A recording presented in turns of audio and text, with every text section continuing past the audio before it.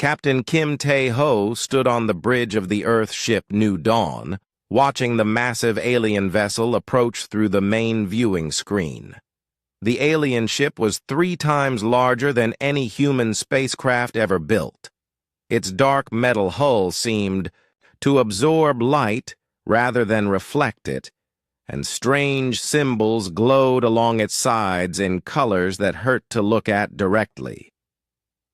"Sir, they're sending another transmission," said Communications Officer Park Min-soo from his station. His voice was steady, but Tae-ho could see the young man's hands shaking slightly as he worked his controls. "Put it through," Tae-ho replied, straightening his uniform. This was humanity's first official contact with intelligent alien life, and he knew that billions of people on Earth were watching through the live feed. The main screen flickered, and suddenly they were looking at something that definitely was not human. The creature had 4 arms, skin that looked like polished stone, and eyes that glowed with a cold blue light. When it spoke, the translation system made its voice sound flat and emotionless. "I am Ambassador Velthar of the Galactic Council. You will prepare to receive me aboard your vessel immediately. Resistance is not an option." Tae-ho felt his jaw tighten. He had been a military officer for 15 years, and he did not like being given orders by anyone, especially not by something that looked like it crawled out of a nightmare. But he also knew that humanity's survival might depend on how this meeting went. "Permission granted, Ambassador," he said formally. "We'll have our docking bay ready for your arrival."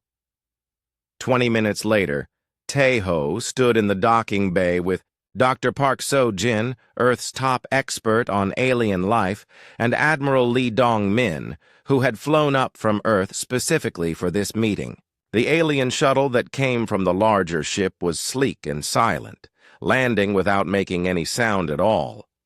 When the shuttle door opened, Ambassador Velthar stepped out, followed by 2 other aliens that looked like walking suits of armor. The ambassador was even more disturbing in person than on the screen. It moved with a strange flowing motion, as if it was floating just above the ground. "Humans," Velthar said, the word sounding like an insult in the translator's voice. "You have achieved faster-than-light travel. This means you must now face the choice that all species face when they reach this level of development." Dr. So-jin stepped forward, her scientific curiosity overcoming her fear. "We're honored to meet representatives of the Galactic Council. We have many questions about your civilization and—" "You will be silent," Velthar interrupted, not even looking at her. "I am not here to answer questions. I am here to deliver the terms of your species' survival." Admiral Lee Dong-min's face turned red. He was not used to being dismissed so rudely, especially not on a human ship. "Now wait just a minute." "You will wait," Velthar said, and suddenly all 3 humans found they could not move. Some kind of invisible force held them in place like statues. "You will listen. You will not interrupt again." Tae-ho struggled against whatever was holding him, but it was like trying to move through solid concrete. He could only watch and listen as the alien continued speaking. "The Galactic Council has maintained peace in this galaxy for over 50,000 of your years," Velthar explained, walking around the frozen humans like a teacher giving a lecture. "This peace exists because all species understand their place in the natural order. Strong species rule, weak species serve. This is the way things have always been, and the way they will always be." The ambassador stopped in front of Tae-ho and stared at him with those glowing blue eyes. "Your species has shown promise by developing faster-than-light travel. This means you are no longer completely primitive. However, you are still far from being strong enough to stand as equals with the council races." Velthar gestured with one of its 4 arms, and suddenly the humans could move again. All 3 of them stumbled slightly as the invisible force released them.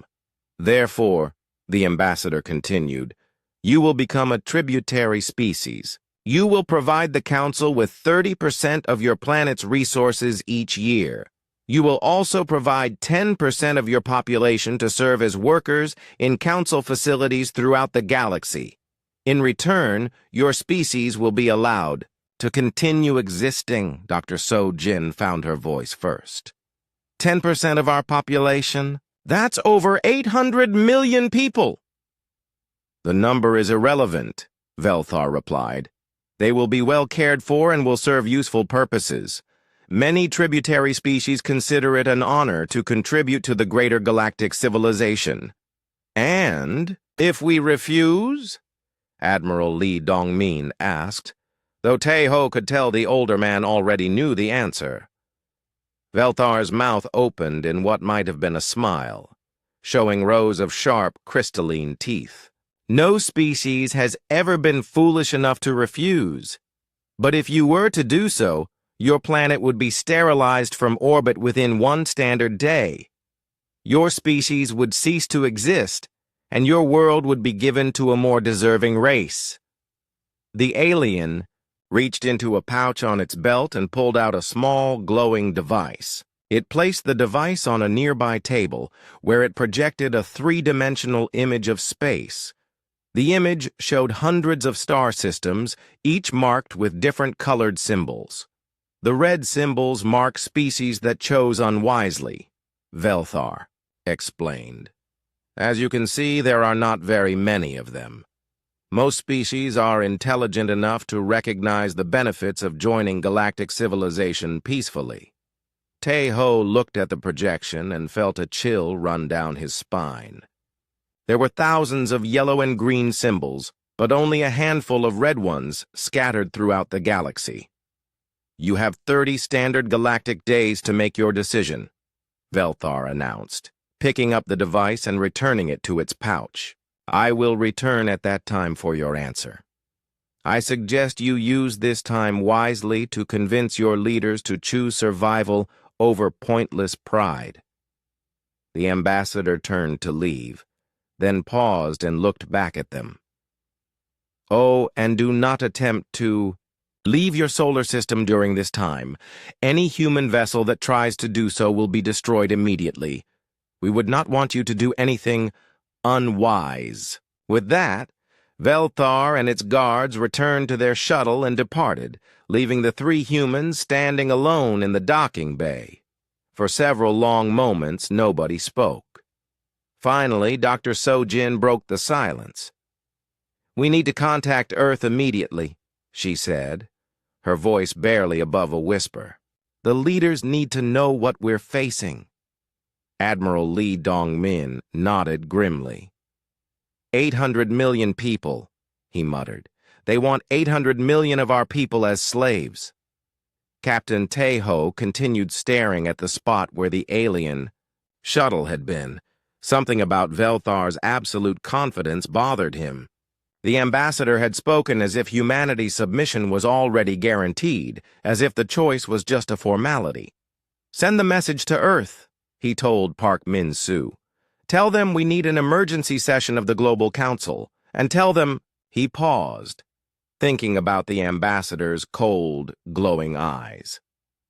Tell them we have 30 days to decide whether humanity lives free or dies free. Because I'm starting to think those might be our only real options. Dr. Park So-Jin had not slept in 3 days. Her eyes burned as she stared at the alien data files displayed on her computer screen, but she could not stop reading. What she was discovering about the Galactic Council was far worse than anyone on Earth had imagined. Dr. Park? Her assistant, Lee Ji-woo, appeared in the doorway of the research lab with a cup of coffee. You need to rest. You've been at this for 72 hours straight. So-Jin accepted the coffee gratefully but did not look away from her. Screen. I can't stop now, Ji-woo.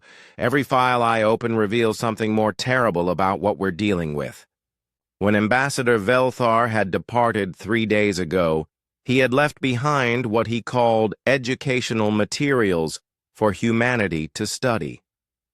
The files contained the official history of the Galactic Council and detailed information about how tributary relationships worked. On the surface, it all looked very civilized and reasonable. But Sojin was a scientist, and she knew how to read between the lines. "Look at this," she said, pointing to a section of text on her screen. "The official record says that the Morthax species voluntarily joined the Council as productive contributors to galactic civilization about 3,000 years ago. But look at these population numbers." Ji-woo leaned over her shoulder to read the data. They had a population of 8 billion when they joined the Council. Now they have 2 billion, and that's after 3,000 years of population growth, Sojin said grimly. "Do you know what that means? It means the Council has been systematically harvesting their people for millennia. They're not contributors to galactic civilization. They're livestock." She opened another file, then another. The pattern was the same everywhere. Species after species had joined the Council, and within a few generations their populations had been reduced to manageable levels. Their home worlds had been stripped of resources. Their cultures had been replaced with Council-approved activities. "It's not a galactic civilization," Sojin whispered. "It's a galactic slaughterhouse." The door to the lab burst open, and General Choi Min-ho strode in, followed by President Yoon Ji-woo herself. Sojin quickly stood up, surprised to see the leader of Earth's global union in her small research facility. "Dr. Park," President Yoon said without preamble, "we need to know everything you've learned about the Council. The global leaders are meeting in emergency session, and they need all the information we can get." So, Jin gestured to her computer. "Madam President, what I've found is worse than we thought. The Galactic Council isn't just demanding tribute from us. They're planning to slowly wipe us out over the next few centuries." She quickly explained what she had discovered about the tributary species. President Yoon's face grew more grim with each detail. "How many species are we talking about?" General Choi asked. "Over 300, Sojin replied. "Some of them were spacefaring civilizations more advanced than us when the Council found them. Now they're barely able to maintain their own planets." President Yoon sat down heavily in a nearby chair. At 55, she had led Earth through several major crises, but nothing had prepared her for this. "What about the species that refused to join? The red symbols on that ambassador's map?" Sojin pulled up another file. According to the records, exactly 7 species have refused the Council's demands in the past 50,000 years. All 7 were completely destroyed within days of their refusal. The Council calls it mercy killings because they make the deaths quick. 7 species in 50,000 years, General Choi muttered. "That's not very encouraging odds." "But here's the interesting part," Sojin continued, her voice gaining excitement. "I've been analyzing the tactical reports from those 7 wars. The Council's military strategy never changes. They always use the same approach, massive orbital bombardment followed by ground occupation." She brought up a series of battle reports on her screen. "Look at this. Every single time they deploy exactly the same type of fleet in exactly the same formation. They've been using the same tactics for tens of thousands of years." President Yoon leaned forward. "What are you saying, Doctor?" "I'm saying they've never had to adapt their military strategy because no one has ever forced them to. Every species they've fought has used conventional space combat tactics. Ship-to-ship battles, energy weapons, the kind of warfare that probably made sense 50,000 years ago. General Choi's eyes began to light up with understanding. But humans don't fight like that. Exactly, Sojin said. We've spent our entire history fighting each other. We've developed tactics and strategies that these aliens have never seen because they've never faced an opponent that refused to play by their rules. She opened another file, this one containing detailed specifications of Council military technology. Their ships are incredibly advanced, but they're designed for overwhelming firepower, not adaptability. They've built their entire military around the idea that superior technology automatically means victory. That sounds familiar, President Yoon said dryly. Remind me, how did the Vietnam War turn out for the Americans, or Afghanistan for the Soviets? Sojin nodded. The Council has never faced guerrilla warfare. They've never dealt with an enemy that refuses to engage them on their terms. They're like a chess master who's never played poker. Just then, another voice joined the conversation. That's assuming we can survive their first move. Everyone turned to see Dr. Kang Subin entering the lab. The quantum physicist looked exhausted, but her eyes were bright with the same kind of excitement that Sojin had been feeling. Subin, President Yoon said, what's the status of our defensive capabilities? That's what I came to tell you, Dr. Kang replied. We've been analyzing the energy signatures from that council ship. Their weapons are powerful, but they're not magic. With the right preparation, we might be able to defend against them. She pulled out a tablet and showed them a series of technical diagrams. Their main weapons seem to be focused particle beams, extremely effective against conventional armor, but they have limitations. If we can disrupt their targeting systems or create enough interference, we might be able to neutralize their advantage.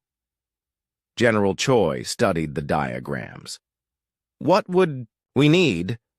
Time, Dr. Kang said simply, and every resource Earth can provide. We'd need to completely retool our manufacturing capabilities, train new military units, and develop technologies we've only theorized about until now. President Yoon stood up and walked to the window, looking out at the Earth below. For several minutes, she said nothing. Finally, she turned back to face the others. Dr. Park, I want you to continue analyzing those council files. Find out everything you can about their military weaknesses, their political structure, anything that might help us. Dr. Kang, you have unlimited authority to requisition whatever you need for defensive research. General Choi, start planning for the kind of war Earth has never fought before. Madam President, General Choi said carefully, are you saying we're going to refuse their demands? President Yoon looked at each of them in turn. I'm saying that we're going to prepare for every possibility. If there's a way for humanity to survive this with our freedom intact, we're going to find it. After the others left, Sojin remained in her lab, staring at the alien files on her screen. Somewhere in all this data, there had to be something they could use. The Council had ruled the galaxy for 50,000 years, but they had also grown complacent. They expected submission or quick victory. They had never faced a species that specialized in finding the weak points in seemingly invincible enemies. Sojin smiled grimly and opened another file. 27 days to find a way to defeat the most powerful military force in galactic history. For most species, it would be impossible. But most species had never produced Sun Tzu or Hannibal or Genghis Khan. Most species had never spent thousands of years perfecting the art of war against impossible odds. The Council was about to learn why humans had never stayed conquered for long. Engineer Lim Hyun-woo stood in the middle of what had once been the world's largest automotive manufacturing plant. Now it was something entirely different. Massive machines that had once built cars were being retooled to produce components for humanity's most desperate project. The sound of welding, cutting, and assembly filled the air 24 hours a day. "Status report," he said into his headset as he walked through the controlled chaos of the factory floor. "Sector 7 is running at 112% capacity," came the reply from his assistant, Nam Ki-tae. "Sector 12 is having some problems with the new alloy specifications, but they should be back online within 6 hours. Hyun-woo nodded, making notes on his tablet. It had been 2 weeks since President Yoon had announced Project Defiance to the world, and every day brought new challenges. They were trying to accomplish in 26 days what should have taken 26 years.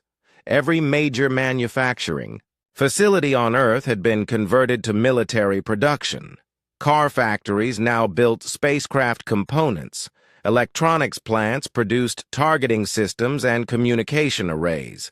Even toy factories had been repurposed to manufacture smaller, technical parts. The plan was simple in concept but staggering in scope. If humanity was going to fight the Galactic Council, they needed ships, lots of ships, and not just any ships, but vessels designed specifically to counter Council tactics. "Sir," Nam Ki-tae's voice crackled through the headset again. "Commander, Han Bo-ra is here to see you." Hyun-woo looked up to see the military officer approaching through the maze of machinery. Commander Han Bo-ra was a small woman with serious eyes and a reputation for getting impossible things done quickly. She had been put in charge of training crews for the new ships they were building. "Commander," Hyun-woo said, "how's the training program going?" "Better than expected," Bo-ra replied, having to speak loudly over the noise of the factory. "We're using every simulator on Earth, plus some we've built specifically for this project. The pilots are adapting quickly to the new tactics." She handed him a data pad with training statistics. "The good news is that humans seem to have a natural talent for the kind of unconventional combat Dr. Shin's team has designed. The bad news is that we're still going to be heavily outnumbered." Dr. Shin Jae-kyung was the head of weapons development, and his team had been working around the clock to design weapons that could penetrate Council defenses. Traditional human weapons were useless against alien technology, so they had been forced to develop entirely new approaches. "How many ships will we have ready?" Bo-ra asked. Hyun-woo consulted his tablet. "At current production rates, we'll have approximately 800 vessels of various sizes. Most of them will be small, fast ships designed for hit-and-run attacks. We're also building 50 larger vessels that can carry the new weapons Dr. Shin's team has developed." It was an impressive number for such a short time frame, but both of them knew it was a tiny force compared to what the Council could bring to bear. Intelligence estimates suggested the Council's enforcement fleet contained over 10,000 ships. "Quality over quantity," Bo-ra said, though her voice suggested she was trying to convince herself as much as Hyun-woo. They were interrupted by an announcement over the factory's communication system. "All personnel, prepare for visitor inspection. President Yoon will be touring the facility in 10 minutes. Hyun-woo and Bo-ra quickly made their way to the main entrance, where President Yoon was arriving with a small group of advisors. The president looked tired but determined. The weight of humanity's survival was clearly taking its toll on her. "Mr. Lim," President Yoon said as she approached, "show me what we've built." For the next hour, Hyun-woo led the group through the facility, explaining how each section had been converted and what it was now producing. They watched as workers assembled the frame of a new type of fighter ship, one designed to be faster and more maneuverable than anything in the Council's fleet. "These ships won't win in a head-to-head battle," Hyun-woo explained as they watched a nearly completed vessel being moved to the testing area. But they're not designed to fight fair. They're designed to hit hard and disappear before the enemy can respond. President Yoon studied the sleek, angular ship. It looked nothing like traditional spacecraft. Instead of the bulky, heavily armored designs that most species used, human ships were built for speed and stealth. "What about weapons?" she asked. Dr. Shin stepped forward from the group. "That's where things get interesting, Madam President. We've developed 3 new weapon systems that the Council has never seen before." He led them to another section of the factory where workers were assembling strange-looking devices. The first is what we're calling a swarm missile. Instead of one large warhead, each missile releases hundreds of smaller projectiles that can independently target different parts of an enemy ship. The Council's defensive systems are designed to stop big, powerful attacks, Dr. Shin continued. They're not prepared for hundreds of small attacks happening simultaneously. President Yoon examined one of the missiles. It was smaller than she had expected, no bigger than a person. "And the other weapons?" "The second is an electronic warfare system that can disrupt their communications and targeting computers. We've learned from Dr. Park's research that Council ships rely heavily on networked systems. If we can break those networks, their coordination will fall apart." Dr. Shin's eyes lit up as he described the third weapon. "But the most interesting one is what we're calling the kinetic storm. Instead of trying to match their energy weapons, we're going back to basics. Very fast, very dense projectiles that can punch through any armor." "Bullets," Bo-Ra said with a slight smile. "We're bringing bullets to a laser fight. Very special bullets," Dr. Shin corrected, "accelerated to a significant fraction of light speed and guided by AI targeting systems. The Council's energy shields can stop particle beams and plasma bolts, but they're not designed to handle solid projectiles moving at relativistic speeds." President Yoon nodded approvingly. "How many people know about these weapons?" "Need-to-know basis only," General Choi Min-ho said, speaking for the first time during the tour. "As far as our intelligence can tell, the Council doesn't have spies among humans yet, but we're not taking any chances." They continued the tour, visiting sections where workers were building communication arrays, defensive systems, and the thousands of smaller components needed for a space fleet. Everywhere they went, people were working with a focus and determination that reminded President Yoon of humanity's finest moments. "There's something else you should see," Hyun-woo said as they neared the end of the tour. He led them to a large window overlooking the factory's main assembly area. Below them, workers were putting the finishing touches on a ship larger than all the others. It was still recognizably human in design, but it incorporated technology that had never been tested in combat. "Our flagship," Bo-Ra explained. "It's designed to coordinate the entire fleet and carry our most advanced weapons. If we're going to make a statement to the galaxy, this is how we'll do it." President Yoon stared at the ship for a long moment. In 18 days, Ambassador Velthar would return for humanity's answer. In 18 days, this ship and hundreds like it would either save the human race or become monuments to their defiance. "What are our real chances?" she asked quietly. The group exchanged glances. Finally, Dr. Shin spoke up. "Honestly, if we tried to fight them using conventional tactics, we'd have no chance at all, but we're not going to fight them conventionally.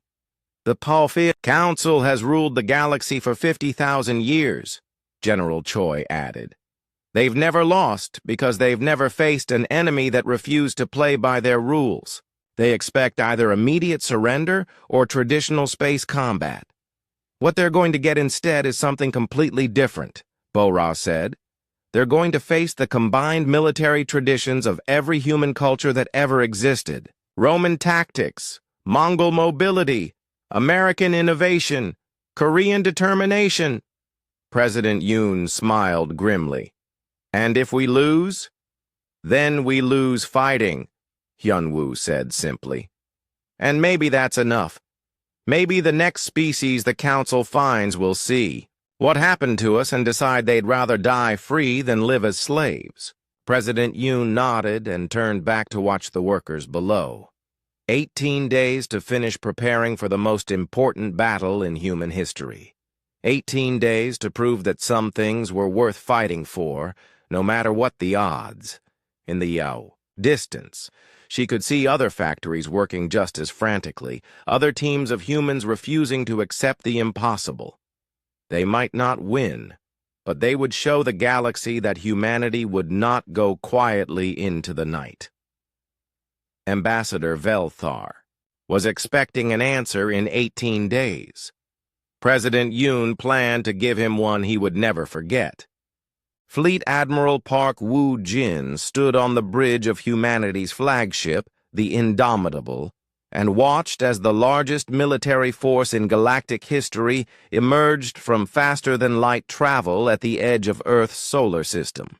The Council's enforcement fleet was exactly as terrifying as intelligence reports had suggested. "How many ships are we looking at?" he asked his tactical officer, Lieutenant Yang Mi-young. "Sensors are still counting, sir," Mi-young replied, her voice steady despite the magnitude of what they were facing. "Current estimate is over 10,000 vessels. They're arranged in the traditional Council battle formation." Through the main viewing screen, Woo-jin could see the alien fleet spreading out across space like a dark cloud. Their ships were massive, each one larger than Earth's biggest space station. Energy readings suggested they carried weapons powerful enough to crack planets. "Sir," Communications Officer Nam Ki-tai called from his station, "we're receiving a transmission from the Council. Fleet, it's being broadcast on all frequencies to the entire galaxy." "Put it through," Woo-jin ordered. Ambassador Velthar's image appeared on the screen, but now he was wearing what looked like ceremonial military armor. Behind him, the bridge of his flagship was filled with alien officers from different Council species. "Humans of the planet Earth," Velthar announced, his translated voice carrying across space to billions of listeners throughout the galaxy. 30 standard days have passed since you were given the choice between submission and annihilation. The Galactic Council's enforcement fleet has arrived to receive your answer." Woo-jin could see other ships in the background of the transmission. The alien fleet was so large it seemed to fill space itself. He had never felt so small, but he had also never felt more determined. "You have witnessed the might of galactic civilization," Velthar continued. "No force in the galaxy can stand against the combined fleets of the Council races. Surrender now, accept your place as a tributary species, and your people will be treated with the mercy that civilization demands." The ambassador paused, and Woo-jin could swear he saw satisfaction in those glowing blue eyes. "You have one final opportunity to choose survival over pointless destruction. What is your answer?" On Earth, in the Global Council Chambers, President Yoon Ji-woo stood before representatives from every nation on the planet. Behind her, a massive screen showed the Council fleet and the tiny human vessels that had moved to meet them. 800 human ships against 10,000 alien warships. "Communications," President Yoon said calmly. "Open a channel to the Council fleet. Broadcast on all galactic frequencies." The chamber fell silent. This moment would decide the fate of humanity, and everyone knew it. President Yoon stepped forward to the microphone. She had practiced this moment many times, but now that it was here, she found that all her prepared speeches seemed unnecessary. The choice was simple, and so was the answer. "No," she said. The single word echoed across the chamber, across space, across the galaxy. On 10,000 alien ships, crews that had expected immediate human surrender suddenly found themselves faced with something they had never encountered before: defiance. For several seconds, no one in the galaxy seemed to breathe. Then, Ambassador Velthar's laughter filled the silence. It was a cold, mechanical sound that spoke of absolute certainty. "Amusing," he said. "Your species chooses extinction over wisdom. Very well. All Council ships, begin orbital bombardment of the human home. World. Standard extermination protocols apply." "Sir," Lieutenant Yang Mi-young said urgently, "the Council fleet is moving into attack formation. They're targeting Earth directly." Admiral Wu Jin nodded. This was the moment they had trained for, the moment when humanity would either prove it deserved to survive or die trying. "All ships," he announced over the fleet communication system. "This is Admiral Wu Jin. Today we fight not just for Earth, but for the right of all free species to exist. Remember your training. Remember what we're fighting for. And remember that the galaxy is watching." He turned to his tactical officer. "Captain Yang, implement Battle Plan Alpha. Show them what humans do when someone tries to take our freedom." The human fleet suddenly exploded into motion, but not in the way any alien observer expected. Instead of forming traditional battle lines to meet the Council ships head-on, the human vessels scattered in all directions like a swarm of angry insects. On the Council flagship, Admiral Zethkul watched the human response with confusion. In 50,000 years of galactic warfare, no species had ever used such chaotic tactics. "What are they doing?" he asked his tactical officer. "Unknown, sir. They appear to be fleeing in random directions." "Impossible," Zethkul replied. "Maintain formation. Begin bombardment of their homeworld as planned." But the human ships were not fleeing. They were executing the most complex battle plan in the history of warfare. Every ship had a specific target and a specific role to play. They had studied Council tactics for weeks, and they knew exactly where the alien formations were weakest.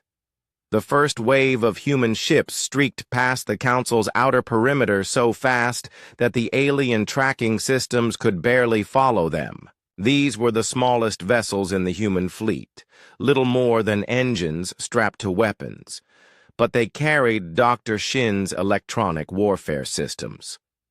"Sir," a Council communications officer reported, "we're experiencing severe interference with our networks. Ship-to-ship coordination is breaking down." Admiral Zethkul frowned. The humans were using some kind of jamming technology, but it was unlike anything in the Council's databases. "Switch to backup communication protocols." But before the Council could adapt, the second wave of human ships struck. These carried the swarm missiles that Dr. Shin had developed. Instead of targeting the aliens' main weapons, they aimed for communication arrays, sensor systems, and command structures. Suddenly, thousands of small explosions bloomed across the Council fleet as hundreds of tiny warheads found their targets. Simultaneously, the aliens' sophisticated defensive systems, designed to stop massive energy weapons, were overwhelmed by the sheer number of small attacks. "Damage report," Admiral Zethkul demanded. "Minimal structural damage," his tactical officer replied, "but we've lost primary sensors on over 60% of our ships. Communication networks are completely down." For the first time in 50,000 years, a Council fleet found itself unable to coordinate its movements. Ships that had operated as a unified force suddenly became individual units, cut off from central command. And that was when the third wave of human ships attacked. Captain Yang Mi-young piloted her fighter through the chaos of the battle, dodging massive alien vessels that fired blindly in all directions. Her ship was one of 50 that carried Dr. Shin's kinetic storm weapons. "Target acquired," she announced over her radio. "Firing." The weapon that emerged from her ship looked like nothing more than a stream of metal pellets, but each pellet was moving at nearly the speed of light. When they struck the Council ship's hull, the results were devastating. The alien vessel's energy shields, designed to absorb and deflect particle beams, simply could not handle solid matter moving at relativistic speeds. The pellets punched through the ship's armor like it was paper. Across the battlefield, similar scenes played out as human ships struck at Council vessels with weapons the aliens had never imagined. The humans were not trying to destroy the alien fleet. They were trying to capture it. On the Council flagship, alarms were sounding everywhere. Admiral Zeth Kool could not understand what was happening. His fleet was being taken apart piece by an enemy that should have been wiped out in the first minute of combat. "Sir," his communications officer said urgently, "we're receiving a transmission from the human flagship." "Put it through," Zeth Kool ordered. Admiral Wu Jin's image appeared on the screen. Behind him, the bridge of the Indomitable was calm and organized, a stark contrast to the chaos on the Council ship. "Admiral Zeth Kool," Wu Jin said politely. "I am Fleet Admiral Park Wu Jin of the Human Space Force. I believe you are in command of the Council fleet." "This is impossible," Zeth Kool replied. "You cannot be winning. You are a primitive species with inferior technology." Wu Jin smiled. "You're right about our technology being inferior, but you made one critical mistake. You assumed that superior technology automatically means victory. Humans learned long ago that the best technology in the galaxy is useless if you don't know how to use it properly." On screens throughout the Council fleet, status reports showed the truth. Over half their ships had been disabled or captured. Their communication networks were down. Their formations had collapsed into chaos. "This is Admiral Park Wu Jin to all Council vessels," Wu Jin announced, his voice broadcasting to every ship in the alien fleet. "You have two choices. Surrender your ships and crews immediately, or we will continue our attack until your fleet is completely destroyed." He paused, letting his words sink in. "You have 60 seconds to decide." Ambassador Velthar, watching from his own ship, felt something he had never experienced before: fear. For 50,000 years, the Council had ruled through overwhelming force. No species had ever challenged their authority and survived.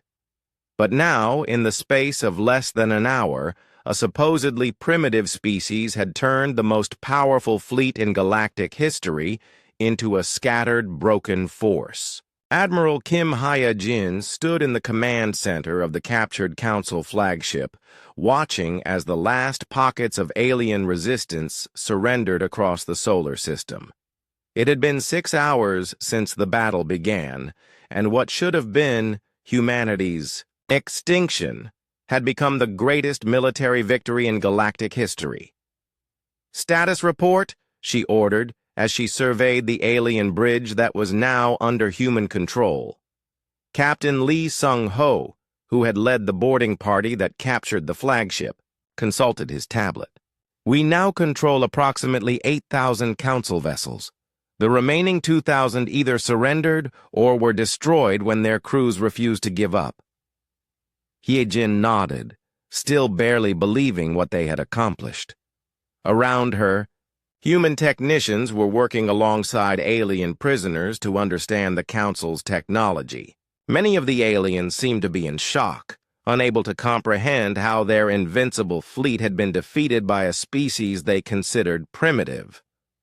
"What about casualties?" she asked. Surprisingly light on our side, Sheng Ho replied. We lost about 50 ships and 300 personnel. The council losses are... He paused, checking his numbers again. Over 2 million dead or captured. The scale of the victory was staggering, but He Jin knew that this was just the beginning. Defeating the council's enforcement fleet was only the first step in what would need to be a galaxy-wide revolution.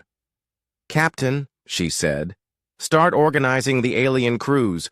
We're going to need their help for what comes next. On Earth, President Yoon Ji-woo was addressing an emergency session of the Global Council. Behind her, screens showed the captured council fleet and the humans who now controlled it. Fellow leaders, she began. 6 hours ago, humanity faced extinction. The Galactic Council demanded our submission or threatened to destroy our world. Today, we have turned their own fleet against them, but our work is far from over. She gestured to the screens showing star maps of the galaxy. For 50,000 years, the Council has oppressed hundreds of species. They have stolen resources, enslaved populations, and destroyed any civilization that dared to resist. Today, we have the opportunity to change that.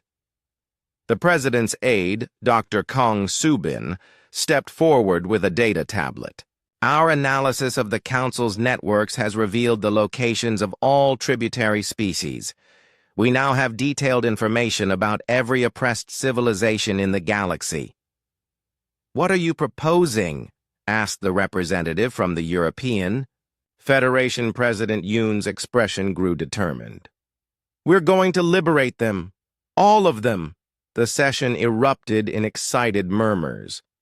The scale of what she was suggesting was almost incomprehensible. They were talking about freeing an entire galaxy from tyranny. The Council's strength was based on the belief that resistance was impossible. President Yoon continued. Today, we've proven that belief wrong. Now we're going to show every enslaved species in the galaxy that freedom is possible. On the captured Council flagship, Admiral He Jin was having a very different conversation with Ambassador Velthar. The alien diplomat sat in what had once been his own conference room, now guarded by human soldiers. This changes nothing, Velthar said, his translated voice still carrying its usual arrogance despite his circumstances. You may have won one battle, but the Council has ruled this galaxy for 50 millennia. We have resources you cannot imagine. He Jin smiled and activated a holographic display showing the galaxy. Red dots marked Council strongholds, while yellow dots showed tributary species. Actually, we can imagine them quite well, she said. Your own computers have given us access to every Council database. We know the location of every Council world, every military base, every enslaved population. She highlighted several systems on the map. We also know which of your tributary species have maintained secret military capabilities. The Nexari, for example, still have a hidden fleet. The Kormath have been developing weapons in underground facilities for 3 centuries. Velthar's blue eyes widened in surprise. These were some of the Council's most closely guarded secrets. You see, Hyojin continued, you made the same mistake that every tyrant in human history has made. You assumed that crushing resistance meant eliminating the desire for freedom. But freedom isn't something you can destroy. It just goes underground and waits for the right moment. She leaned forward, studying the alien's reaction. That moment is now. Across the galaxy, the news of humanity's victory was spreading faster than the Council could contain it. On the tributary world of Nexar Prime, Resistance leader Koth Val received an encrypted message that changed everything. The humans did it. he whispered to his fellow conspirators. They actually defeated a council fleet. For 300 years, Kothaval's people had secretly maintained a small military force, hidden in asteroid bases and disguised as mining operations. They had always known that someday they would need to fight for their freedom, but they had never imagined they would. Have allies. The message says they're coming to help us, another Nexari said, reading from the communication device. They want to coordinate a galaxy-wide uprising.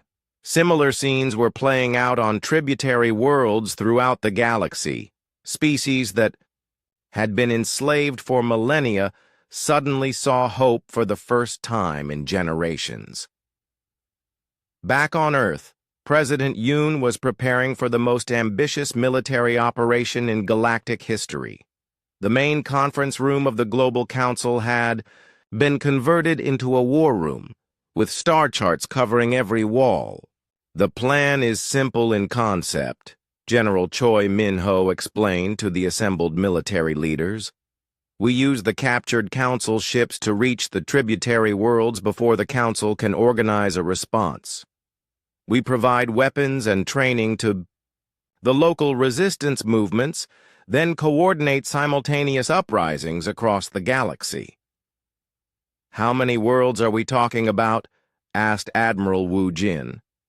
Dr. Park So-jin, who had been analyzing Council databases non-stop since the battle, looked up from her computer.